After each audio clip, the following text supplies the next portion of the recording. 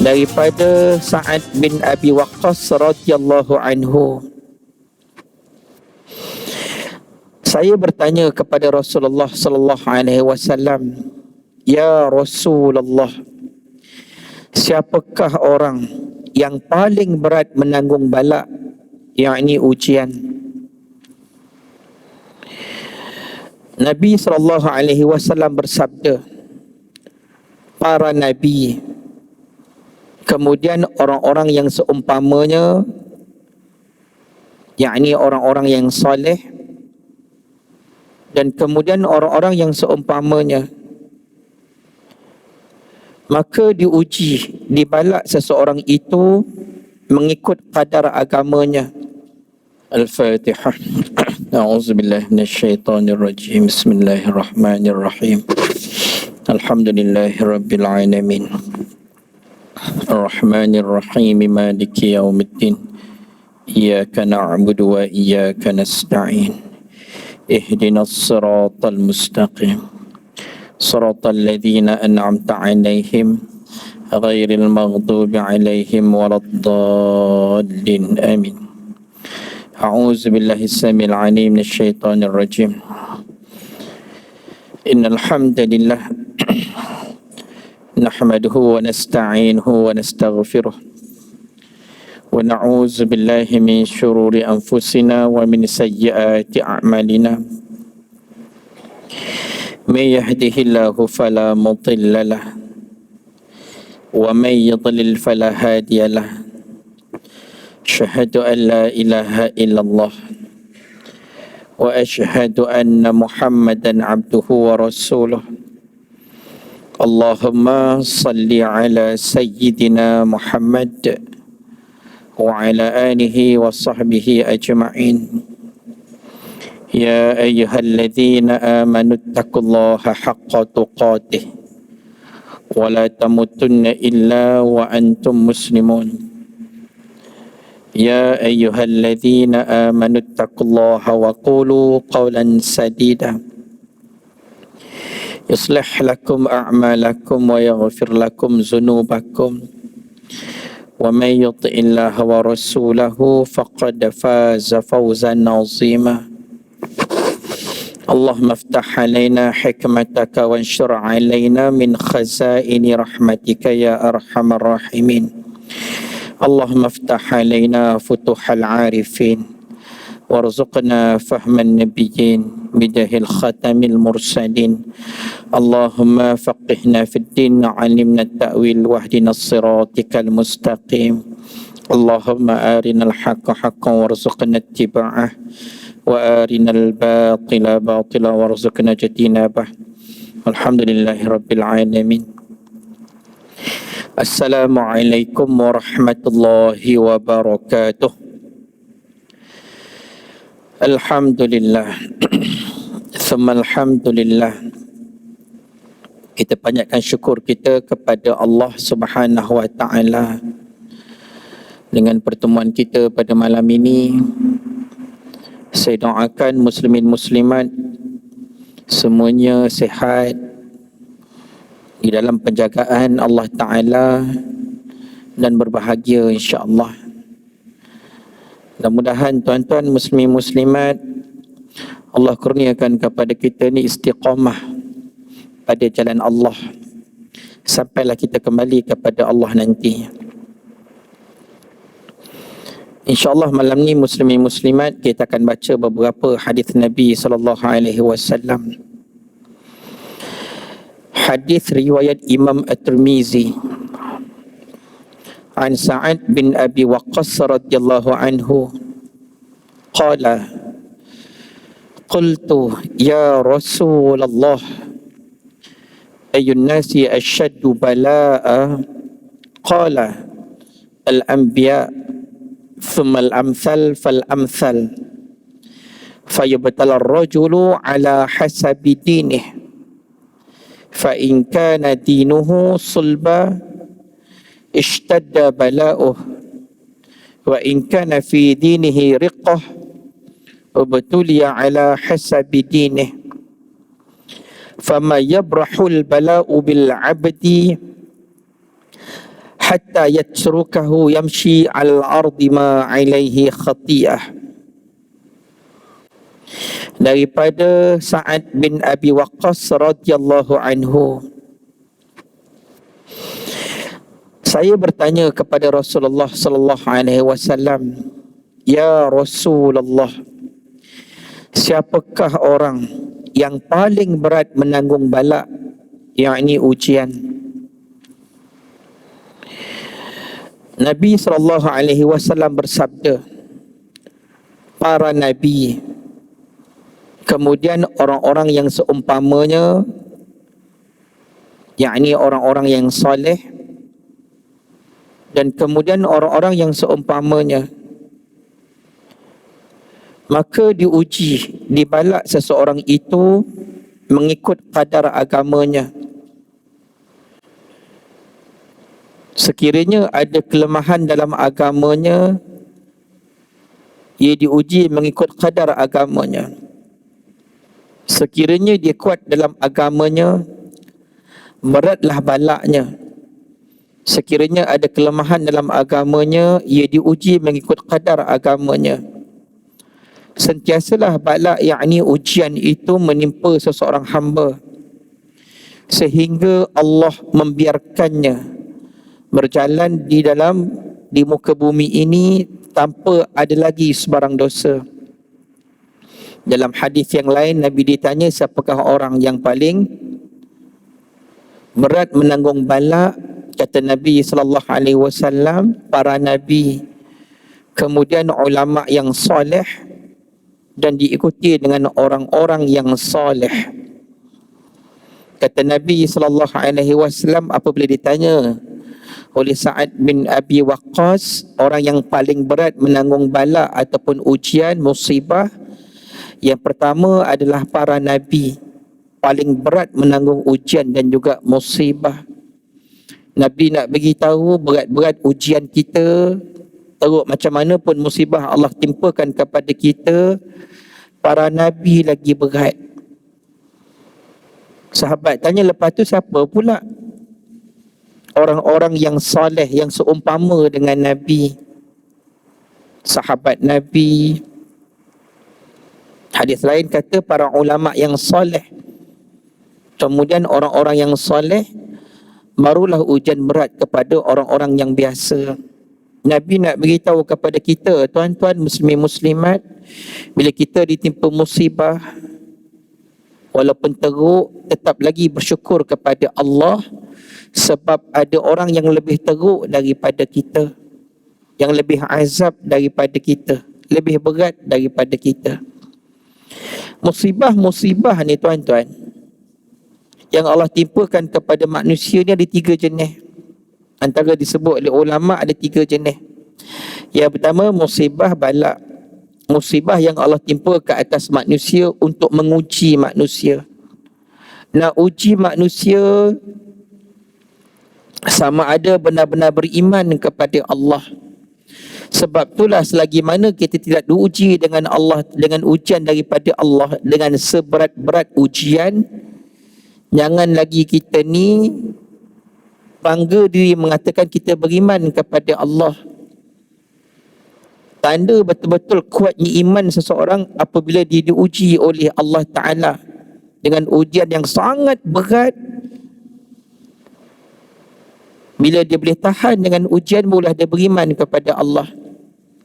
Yang kedua, musibah jaza. Allah timpakan musibah sebab Allah nak balas kejahatan manusia. Allah nak hapuskan dosa manusia yang banyak. Sebab itulah orang yang dah lama tak kena musibah, tak kena ujian daripada Allah, hati-hati. Jangan rasa tenang, jangan rasa selesa tanpa ada ujian daripada Allah. Yang ketiga, musibah tarbiyah. Allah timpakan musibah sebab Allah nak didik hati kita agar sabar dan redha dengan ujian Allah. Sebab tu bagi kita yang ditimpa musibah, kesakitan contohnya, penyakit, apa-apa ujian daripada Allah, bila kena dekat kita sendiri, kita kena muhasabah. Yang Allah timpakan musibah ni sebab apa ni kena dekat aku ni? Jangan pertikaikan kenapa Allah pilih kita, itu hak Allah Ta'ala. Untuk kita, kita kena mikir, mungkin banyak dosa aku yang Allah Ta'ala yang aku buat, yang masih lagi tak berhenti-berhenti Allah timpakan musibah, untuk aku beringat, untuk kita sendiri. Bala ujian ni tuan-tuan. Nabi kata yang paling teruk ditimpa musibah ni adalah para Nabi. Betul, sahabat-sahabat kita yang baru-baru ni diuji dengan banjir tuan-tuan. Berat tak musibah tu? Sangat-sangat berat tuan-tuan. Sangat berat. Banjir yang siapa pun tak sangka berlaku kan. Termasuk kepada Tuan Imam kita, Ustaz Zuhairi. Ditimpa banjir yang sangat besar tuan-tuan. Kalau tuan-tuan berkelapangan, boleh berborak dengan dia, borak dengan Ustaz Zuhairi, ataupun mungkin dia pernah bercerita dengan tuan-tuan, tak pastilah. Tanya dia bagaimana dia hadapi banjir masa berlaku malam tu. Saya dengar ceritanya tuan-tuan, takut saya. Penuh debaran dengar cerita banjir berlaku dekat rumah dia. Dia berada di masjid, anak isteri berada di rumah. Nak masuk ke dalam rumah tu tak boleh nak masuk sebab banjir tu besar tuan-tuan. Besarnya banjir sampai dia kena redah banjir tu. Antara hidup dan mati, nak memastikan anak isteri selamat berada di rumah tuan-tuan. Kalau dengar ceritanya, saya dengar berdebar tuan-tuan. Berdebar macam orang kata, macam drama lah dengar cerita dia tu tuan-tuan. Minta bantuan orang nak masuk ke dalam rumahnya, nak meredah banjir tu yang dah sampai tinggi paras leher tu. Anak 6 orang dekat rumah, isteri pula. Nasib baik rumah tu 2 tingkat je tuan-tuan. Kalau tak habis, tak tahu siapalah nak minta bantuan masa tu. Tapi masa Ustaz Zuhairi cerita dengan kami ni tuan-tuan, muslim-muslimat, dekat situlah kita sedar orang beriman ni tuan-tuan, bila Allah Ta'ala uji dia, memang dia sedih dengan apa yang berlaku, tapi pada mulutnya masih lagi memuji Allah. Walaupun kereta dia habis, 2 biji kereta, 3 biji keretanya habis tuan-tuan. Habis kereta. Baru tadi saya borak dengan dia tadi, macam mana kereta? Dia kata yang dah repair baru ni kereta Alphard dia. Dah repair. Berapa kena okey tak? Saya kata belah-belah ribu jugalah tuan-tuan, belah-belah ribu. Satu lagi kereta Mercedes dia macam mana? Tak ada nak repair lagi, duit tak ada, dah kata. Allah tuan-tuan. Tapi bila tengok wajah dia tuan-tuan, nampak macam mana? Dia kerja jadi imam macam biasa. Orang beriman ni tuan-tuan, orang baik-baik, bila Allah Ta'ala uji, subhanallah. Dia kata, Ustaz, saya masih ada rumah lagi Ustaz. Anak isteri saya selamat. Dekat Seri Muda, dekat dengan kita ada orang mati, dia kata. Ada rumah hanyut. Saya syukur pada Allah. Nabi dah sebut dalam hadis tuan-tuan, kita akan diuji ikut kadar agama kita. Makin hebat kita punya agama kita, makin Allah Ta'ala uji kita tuan-tuan. Bila Ustaz Zuhairi cerita dekat kami tuan-tuan, kisah dia kena timpa banjir dengan hujan tak habis lagi, kereta tak habis lagi ni. Dia orang yang berada di hadapan tempat tuan-tuan sembahyang, di imam di masjid ni tuan-tuan, Allah terus uji dia. Uji nak tengok setakat mana keimanan kepada Allah Ta'ala. Tapi subhanallah, kami sebagai rakan ni tuan-tuan, syukur kepada Allah. Walaupun dalam keadaan yang begitu sekali Allah Ta'ala timpakan ujian pada dia, tapi dia tenang. Walaupun rumah tak siap habis lagi, tapi setidak-tidaknya tenang. Dia sedar Allah Ta'ala bagi ujian dan Allah Ta'ala bagi penyelesaian. Macam mana nak selesai 2 biji kereta dia tu, tahulah macam mana Allah nak selesaikan tu nanti. Kerja tetap kerja macam biasa. Tuan-tuan muslimin-muslimat, masa banjir tu juga berlaku, kampung saya juga kena banjir. Saya duduk Hulu Langat tuan-tuan. Kampung saya Kampung Batu 17, Dusun Tua Hulu Langat. Rumah saya, rumah mak saya atas bukit tak kena. Rumah kak saya habis, rumah abang saya habis, kereta pun habis. Rumah saya di Kajang. Bila banjir teruk berlaku ni, saya balik ke kampung, beritahu dengan kawan-kawan 3-4 orang yang dah berhijrah keluar, kena bantu orang kampung. 141 buah rumah habis. 4 biji buah rumah dah tak ada lagi dah hanyut. 7-8 biji buah rumah, dinding-dinding dah habis. Rumah kami ni tuan-tuan, kampung kami seberang sungai. Kampung Batu 17 Dusun Tua, nak masuk ikut sungai. Siapa biasa di Hulu Langat yang tahu Dusun Tua, masjid Dusun Tua belah kiri, masuk ke kanan tu kampung saya, kena lalu sungai. Sampai hujung kampung saya pun ada sungai. Jabatan tu dah hanyut dah. Banjir berlaku sangat dahsyat. Nasib baik tak mati je. Yang hanyut 2-3 orang, sempat selamat. Ada seorang tu berpaut dekat pokok, 2 jam orang selamatkan dia, baling tadi nak bagi selamat. Seorang lagi dah berpisah dengan anak isteri. Nasib baik anak isteri naik dekat atas bumbung. Allah, tuan-tuan muslimin muslimat, kami dalam guru WhatsApp tu, bila dengar cerita pasal banjirnya berdebar, orang perempuan beritahu tolong selamatkan kami, anak kami, mak kami atas bumbung dah, kami semua ni tak tahu nak pergi mana dah. Kami nak masuk tak boleh tuan-tuan, pasal bomba pun tak boleh nak masuk. Di Hulu Langat banjir besar berlaku sebab kepala air. Sangat menakutkan. Saya balik ke kampung tuan-tuan, ya Allah, memang saya pergi dekat rumah yang hujung sekali tepi sungai tu, habis. Orang duk mengenong tuan-tuan. Dan rumah yang paling teruk, termasuk rumah mak ayah ahli keluarganya tuan-tuan, ada seorang orang kampung saya ni, dia ni seorang ustaz, seorang guru agama. Hebat imannya tuan-tuan, Allah uji dia. Allah nak tengok setakat mana kau boleh sabar ataupun redha dengan ujian Allah Ta'ala. Rumah dia habis, rumah mak bapak dia habis, rumah adik beradik dia habis tuan-tuan. Sebab rumah family dia semua tepi sungai. Semua tepi sungai. Allah uji dia tuan-tuan. Bila kami ziarah tu, dan tengok rumahnya malam-malam, 5 hari 5 malam, kampung kami tak ada api, tak ada air. Satu sebabnya tak ada api, tiang elektrik semua tumbang. Yang keduanya, kenapa tak ada air? Jabatan gantung tempat lalunya laluan air tu, pipe air tu dah hanyut, air pun tak ada. Kami ambil lah air kat tepi parit, berak kencing tepi parit tu je lah, tepi sungai tu je lah. Ambil air siram dekat rumah, nak habiskan semua lumpur-lumpur tu. Allah tuan-tuan, rumah saya tak kena, tapi rumah keluarga saya kena. Rumah akak saya, rumah, sebab kampung saya, kampung keluarga saya habis. Allahu Akbar. Hujan sangat besar tuan-tuan, sangat besar, sangat hebat. Kampung sebelah kami ada yang meninggal dunia, hanyut dekat Sungai Langat tu. Allah, tuan-tuan, paling dekat di Puchong, yang paling dekat lah. Ini Kampung Seri Aman, Kampung Tengah tempat Ustaz Zuhairi yang paling dekat, termasuk juga Seri Muda yang paling dekat. Kami Hulu Langat tuan-tuan habis semua sekali. Sangat menakutkan ujian yang Allah Ta'ala timpa kepada manusia.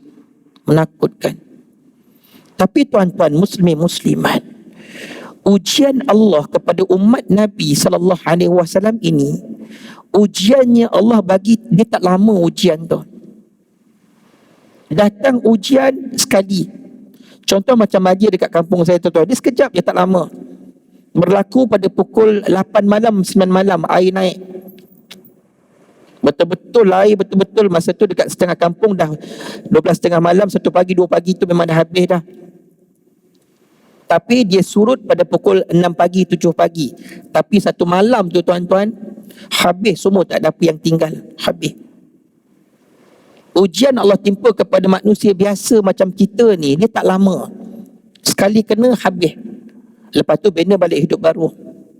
Sangat berbeza ujian yang Allah timpa kepada Nabi, kepada para Nabi. Ujian dia tuan-tuan berpanjangan.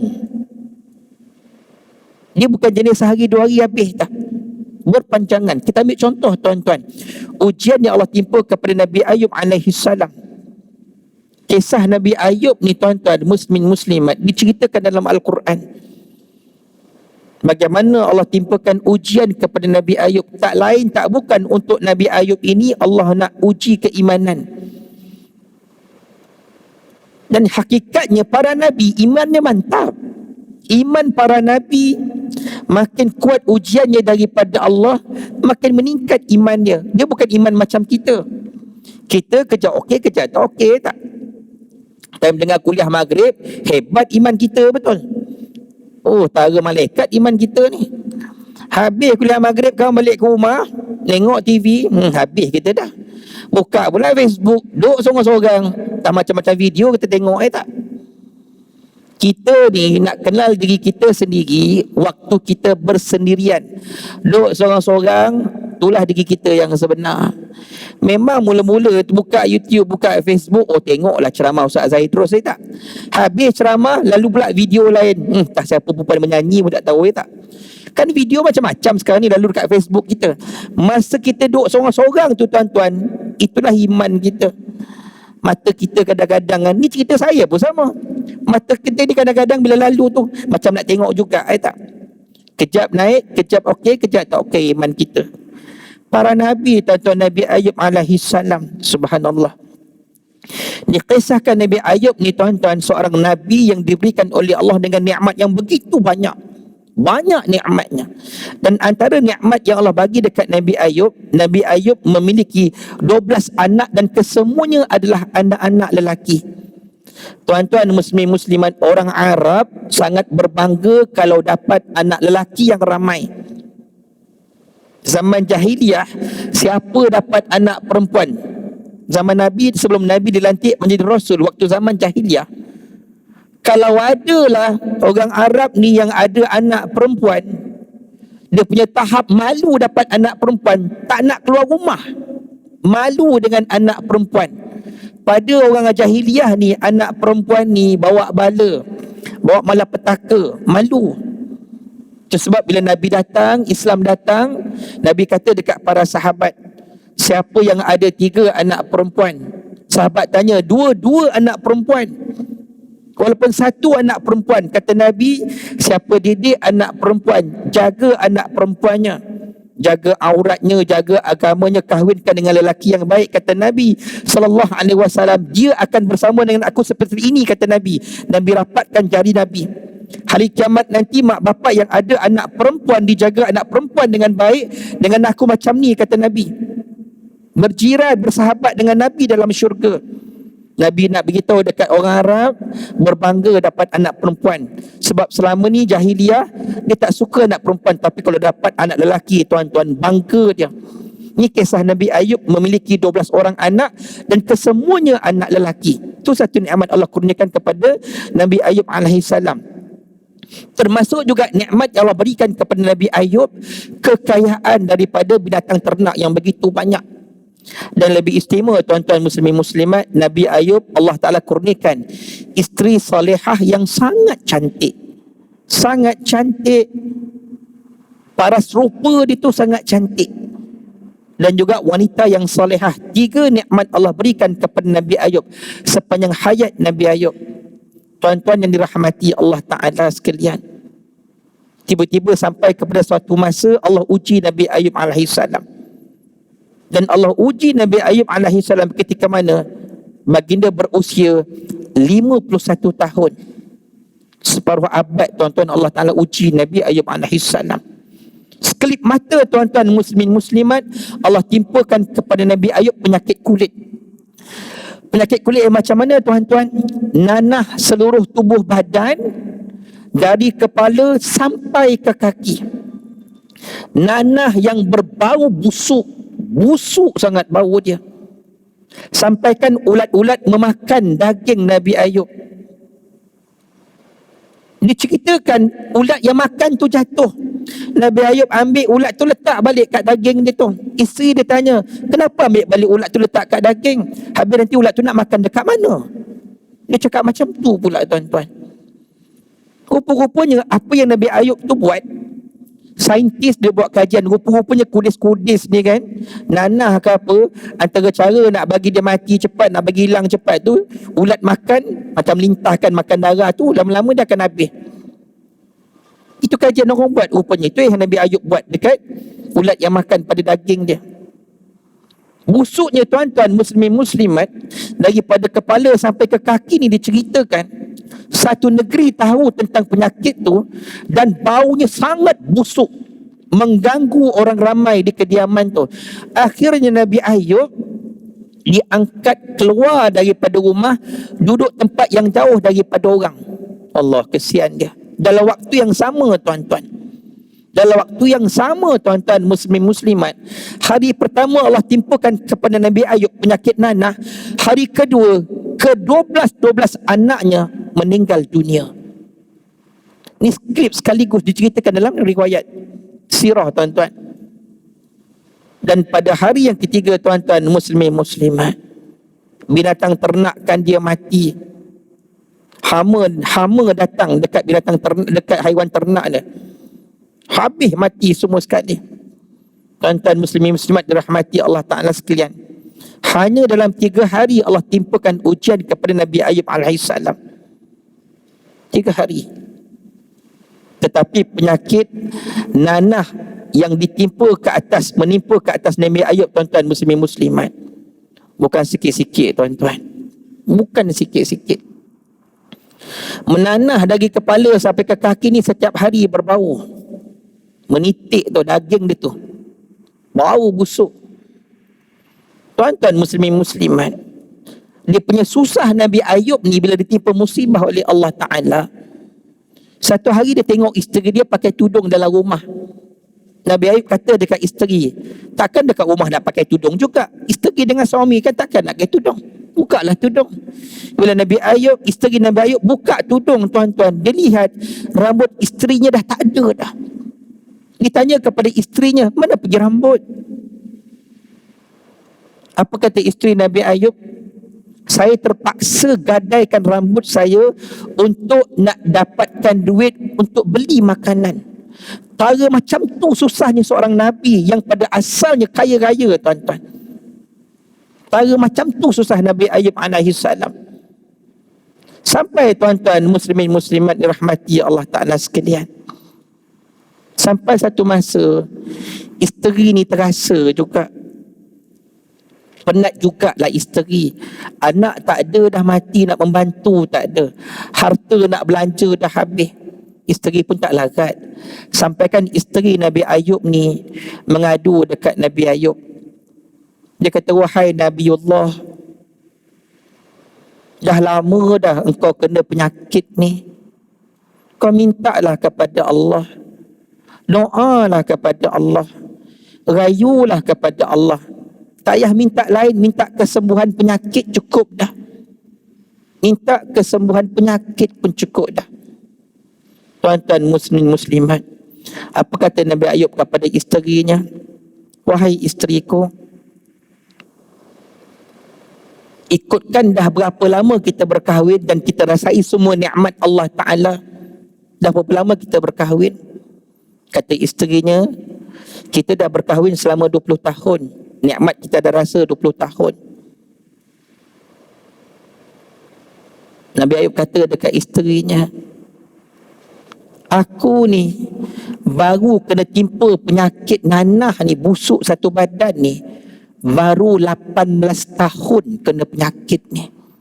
Allahu Akbar. Baru 18 tahun nanah seluruh tubuh badan, mengalir busuk tak berhenti tuan-tuan. Dia kata, aku cuma kena 18 tahun je, sedangkan nikmat tu dah 20 tahun Allah Ta'ala bagi dekat aku. Kita tuan-tuan, satu hari cukup dah. Jangan cakap nanah. Trigata tu kan, yang bengkak-bengkak kat badan tu kan, yang sampai nak kena letak apa tu, cuka apa, letak apa yang putih-putih tu, nak bagi dia surut sikit tu kan. Apa nama tu je, yang letak putih-putih kat badan kalau bengkak-bengkak tu, lupa nama dah. Kita pun dah rimas kita dah. Sampai tahap pergi klinik, doktor tolonglah cucuk doktor, bagi kurang sikit rasa gatal tu. Nabi Ayub tuan-tuan 18 tahun, sampai dia kata kepada isterinya, kita ni baru 18 tahun kena, sedangkan nikmat 20 tahun. Aku nak minta sembuh daripada Allah, aku rasa malu sangat nak minta sembuh daripada Allah, sedangkan nikmat 20 tahun, ujian baru 18 tahun. Subhanallah tuan-tuan. Allahu Akbar. Begitu sekali para Nabi. Tuan-tuan, selepas 2 tahun daripada isterinya bertanya kepada dia, cukup 20 tahun tuan-tuan, dia kena ujian itu.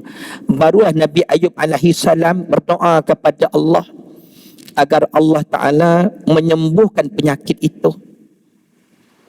Apa kata Nabi Ayub? Wahai Tuhanku, penciptaku, pemilikku, sesungguhnya aku sedang ditimpa penyakit dan engkaulah zat yang maha penyayang. Tuan-tuan, Nabi Ayub memuji Allah Ta'ala. Lepas puji kepada Allah Ta'ala, minta kesembuhan daripada Allah. Tuan-tuan, diceritakan bagaimana Nabi Ayub sembuh. Dalam surah Sad ayat yang ke-44 diceritakan bagaimana berdoanya Nabi Ayub kepada Allah Ta'ala, dan Allah Ta'ala meyakini dan Allah Ta'ala mengiktiraf tentang kesabaran dan keredaan keimanan Nabi Ayub. Tuan-tuan, diceritakan sewaktu Nabi Ayub berusia 71 tahun, 20 tahun berlakunya penyakit tu ke atas diri dia, dimunculkan Allah Subhanahu Wa Taala di bawah tempat tidurnya ada keluarnya berupa mata air. Dan dikisahkan bagaimana Allah memerintahkan Nabi Ayub untuk menghentakkan kaki ke tanah sehingga muncul mata air tu daripada hentakan tu tadi. Dan Allah memerintahkan Nabi Ayub untuk mandi daripada mata air tu tadi. Tuan-tuan muslimin muslimat rahmati Allah Ta'ala sekalian, bila mandi saja tuan-tuan, sembuh semua penyakitnya.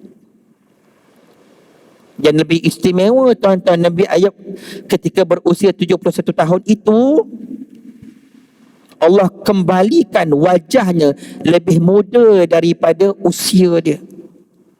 Jadi lebih muda muslimin muslimat. Bila nampak dah sembuh, satu negeri tahu Nabi Ayub dah sembuh. Semua datang bertemu dengan Nabi Ayub, bawa hadiah-hadiah. Dan saat itu tuan-tuan, diceritakan juga bagaimana Nabi Ayub mandi itu, turunnya belalang-belalang emas daripada langit. Orang bagi hadiah, dapat belalang emas. Kekayaan Nabi Ayub tuan-tuan lebih daripada yang dia dapat sewaktu 20 tahun yang lepas. Allah bagi nikmat cukup-cukup kepada Nabi Ayub alaihi salam. Dan pada hari yang ketiga tuan-tuan, isteri Nabi Ayub hamil. Dan sejak daripada saat itu, isteri Nabi Ayub akan hamil anak kembar setiap tahun.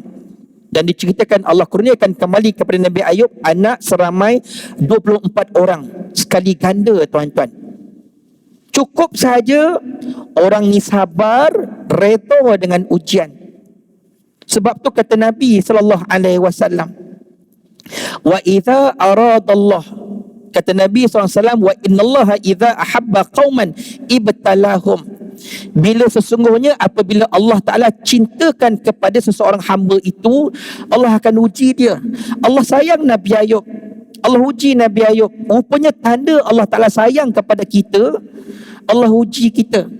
Sebab tu orang yang dah lama Allah Ta'ala tak uji, aku okey, tak rasa sakit apa pun, anak okey, rumah okey. Ingat tuan-tuan, kalau dah lama Allah Ta'ala tak uji, jangan rasa selesa. Jangan rasa selesa.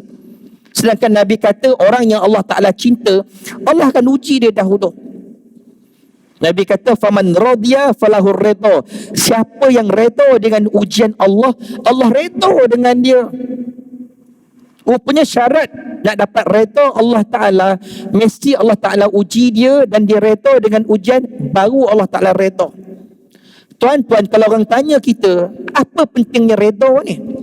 Perkataan redha ni tuan-tuan biasa keluar dari mulut kita. Abang redha dengan koyang, dengan isteri. Ayah redha dengan awak. Pada sisi Allah Ta'ala ni tuan-tuan, apa maksud redha ni tuan-tuan? Pada sisi Allah. Pada manusia dengan manusia kita tak rasa apa-apa. Tapi pada Allah tuan-tuan, Allah Ta'ala sebut dalam Al-Quran, ya ayyatuhan nafsul mutmainnah, wahai jiwa-jiwa yang tenang, irji'i ila rabbiki radiyatan mardiyah, kembalilah kepada Tuhan engkau, kata Allah. Aku redha kepada engkau, kau redha kepada aku. Saling meredai. Fadkhuli fi ibadi wadkhuli jannati. Maka masuklah kamu dalam kelompok hamba-hambaku dan masuklah ke dalam syurgaku, kata Allah. Redha ni syarat nak ke syurga, tuan-tuan. Dan syarat nak dapat redha, Allah uji dia dahulu.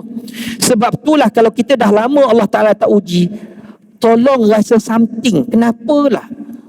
Bukan nak minta sakit, bukan nak minta teruk kita punya kehidupan, tak.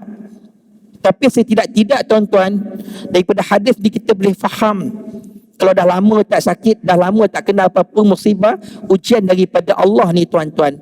Kena beringat, mungkin ada benda yang kadang-kadang menjadi sebab Allah tak timpakan kita ni ujian. Sabit dengan hadis Nabi, tuan-tuan, kata Nabi, wa idza aradallahu bi'abdihi syarra amsaka anhu bi dhanbihi. Apabila Allah Ta'ala ni nak bagi keburukan kepada seseorang hamba, bila Allah nak bagi keburukan dekat orang ni, Allah tak suka dekat orang ni, apa Allah Ta'ala buat? Amsaka anhu bi dhanbihi. Allah akan tangguhkan hukuman ke atas diri dia. Dekat dunia ni tak kena apa pun, dia biarkan orang tu. Semayang pun tidak, puasa Quran tak baca, anak tak semayang, aurat tak jaga, kaya, duit banyak, tak ada penyakit, tak kena apa-apa. Rupa kata Nabi, memang Allah saja biarkan dia ditangguhkan hukuman ke atas diri dia, supaya dia lebih kufur kepada Allah Ta'ala. Tapi ingat kata Nabi, hatta yuwafiya bihi yaumal qiyamah, sehinggalah pada hari kiamat nanti Allah akan mengenakan balasan dosa yang amat berat pada hari kiamat. Macam banjir berlaku lah, tuan-tuan. Kita tak kena ujian kepada orang ditimpa musibah. Habis ujian yang tak kena musibah ni pula, apa ujian kita? Kita tak kena, orang tu kena. Orang tu memang kenalah ujian daripada Allah. Rupa-rupanya, tuan-tuan, kita yang tak kena musibah ni pun Allah Ta'ala uji kita. Apa ujian Allah kepada kita? Engkau tahu imam ni dia kena musibah banjir. Ni semua jemaah dia, rumah hanya habis tingkat bawah, kereta 2 biji habis, satu kereta harga dekat belah ribu, satu lagi kereta tak boleh nak repair, duit tak ada. Kita dengar, tuan-tuan, Allah uji kita. Orang beriman, setakat mana kau nak bantu orang yang kena musibah? Ujian kepada kita, setara mana kita nak bantu, tuan-tuan. Saya tahu, tuan-tuan, di USJ 9, di Al-Falah ni, jemaah ni dah banyak bantu orang. Saya ucap tahniah kepada tuan-tuan. Tapi yang sangat dekat dengan kita ini, tuan-tuan, yang sangat dekat, yang kita kena bagi lebih lagi dari sepatutnya. Kena rasa, tuan-tuan. Tuan-tuan, ada orang yang banjir dah berlaku hampir 2 bulan. WhatsApp dia dapat, Facebook banyak cerita pasal banjir. Tapi hingga ke hari ini, ada orang yang tak buat apa-apa pun. Infak pun tidak, menolong pun tidak, pergi bantu basuh rumah pun tidak, hantar bantuan pun tidak, langsung tak buat apa-apa. Sangat-sangat menakutkan orang macam ni, tuan-tuan. Nabi cerita dalam hadis jenis manusia yang kufur nikmat. Jenis manusia yang kufur nikmat. Nabi cerita dalam hadis Bukhari dan juga Muslim, tuan-tuan. Nabi kata, berlaku ketika zaman Bani Israel, 3 orang lelaki Allah Ta'ala uji 3 orang lelaki ini.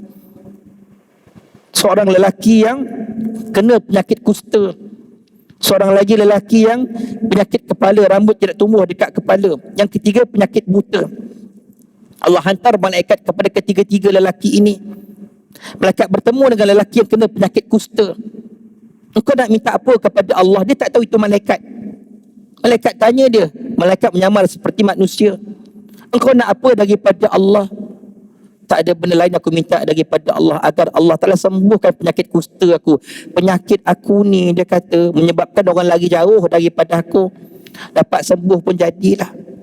Tuan-tuan, lalu malaikat dengan tangannya dia sapu penyakit kusta tu, tuan-tuan, sembuh daripada penyakit.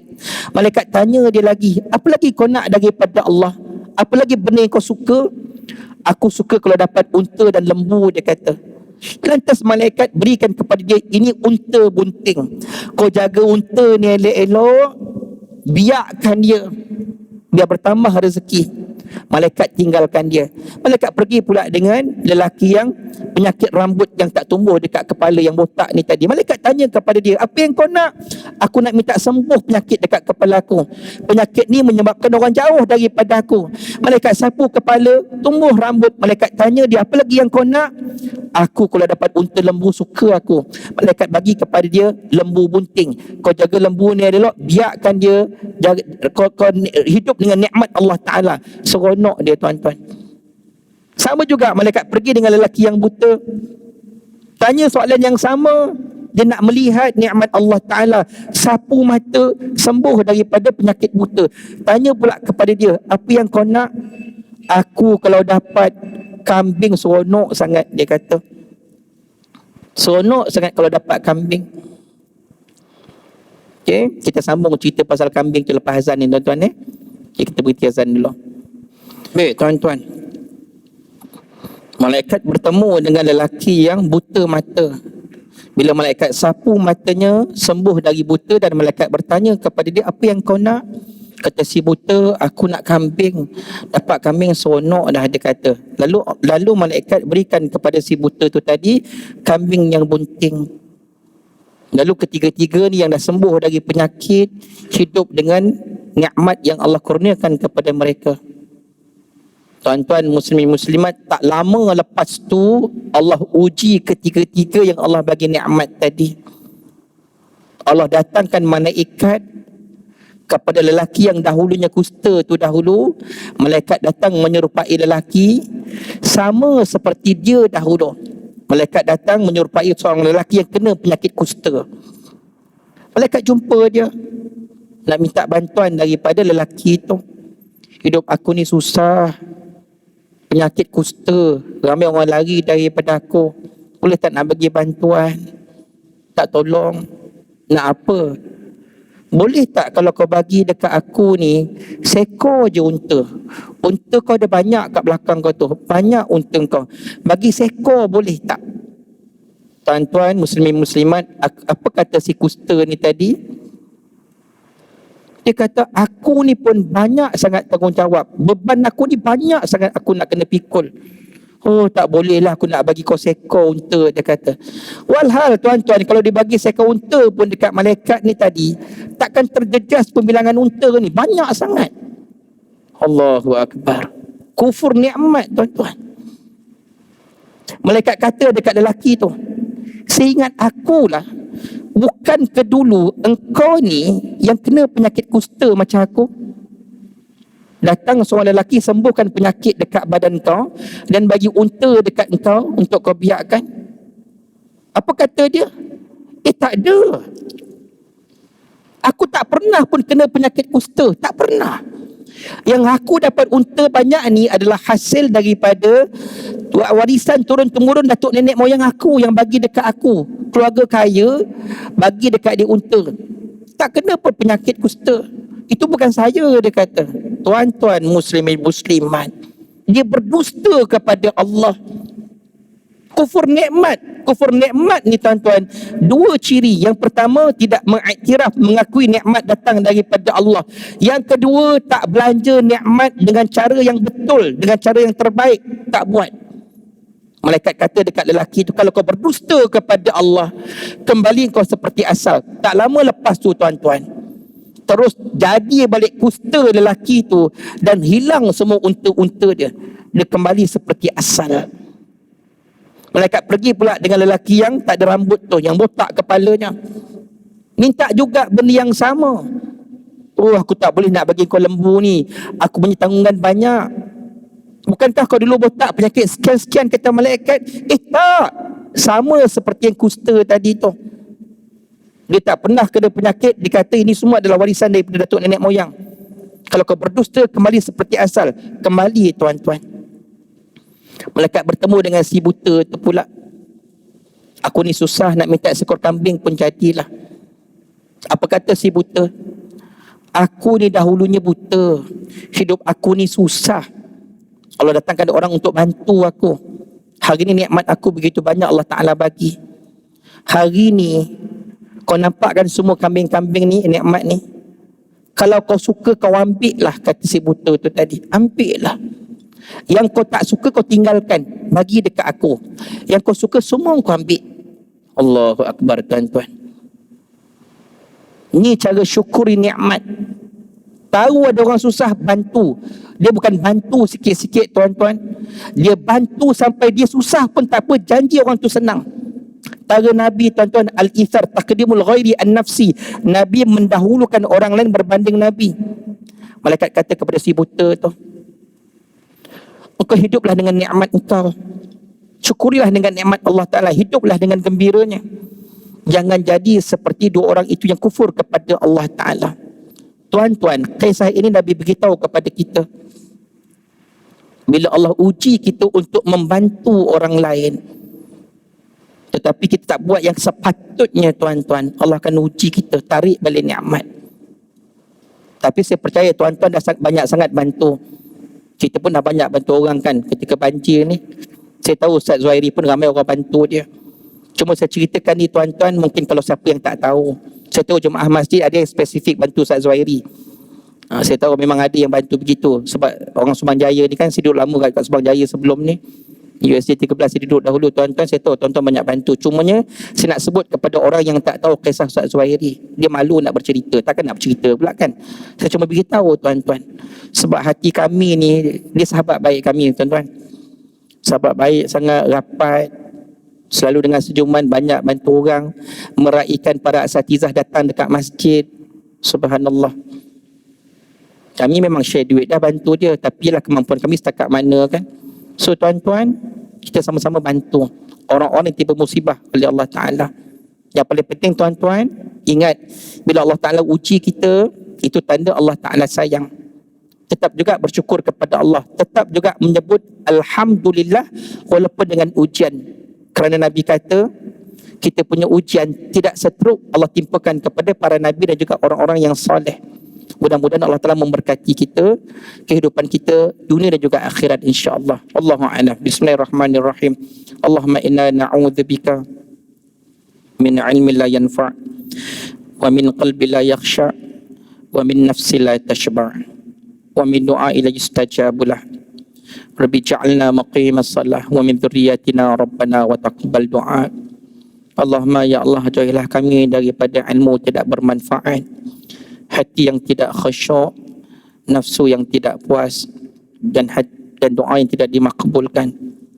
Allahumma ya Allah, jadikanlah kami ni hamba-Mu yang istiqamah melaksanakan ibadah solat sampailah kami mati ya Allah, termasuk zuriat kami, anak cucu, cicit kami dan seluruh umat Islam ya Allah. Allahumma ya Allah, kurniakanlah kesabaran dan redha ke atas musibah yang Kau timpakan kepada sahabat kami ya Allah, kepada keluarga kami, rakan-rakan kami ya Allah, terutamanya Imam Masjid ini Ustaz Zuhairi ya Allah. Sabar dan redha ke atas dirinya dan keluarganya ya Allah. Permudahkan urusannya ya Allah, hantarkan orang yang baik-baik untuk membantunya ya Allah. Allahumma ya Allah, Kau gantikanlah apa yang telah musnah itu, yang telah Kau ambil dengan gantian yang lebih baik ya Allah. Mudah-mudahan ya Allah, dengan ujian Kau timpakan kepadanya ya Allah, menjadi sebab Engkau redha kepadanya, dia masuk ke dalam syurga-Mu ya Allah. Rabbana atina fid dunya hasanah wa fil akhirati hasanah wa qina adzabannar. Wa sallallahu ala sayyidina Muhammad wa ala alihi wasallam. Walhamdulillahirabbil alamin. Mohon maaf. Subhanakallahumma wa bihamdika asyhadu an la ilaha illa anta astaghfiruka wa atubu ilaik. Wal 'asri innal insana lafi khusr. Ila alladhina amanu wa 'amilus solihati wa tawassaw bil haqqi wa tawassaw bis sabr. Assalamualaikum warahmatullahi taala wabarakatuh.